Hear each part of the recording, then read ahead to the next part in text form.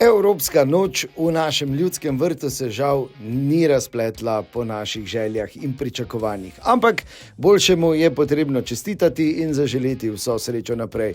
Djurgården je skupnim seštevkom 2-0 iz Evrope izločil naš NK Maribor. Tu so najzanimivejši trenutki tega zadnjega evropskega obračuna za naše pubece v letu 2024.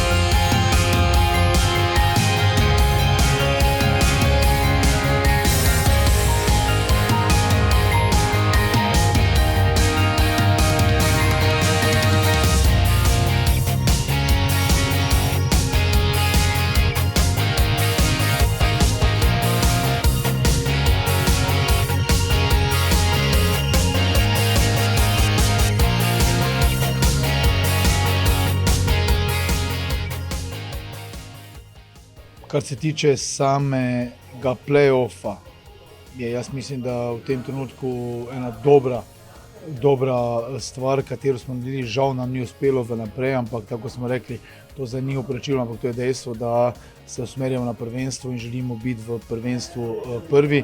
To smo že postavili na začetku, je pa seveda prisotna žalost, ker vemo, da bi z malo nekih drugačnimi odločitvami prišli do želenega cilja.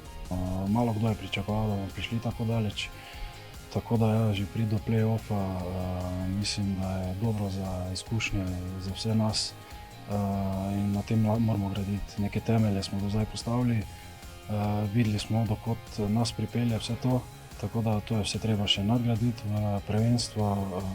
zmagati prvenstvo in potem nas čaka naslednje leto Nova Evropa.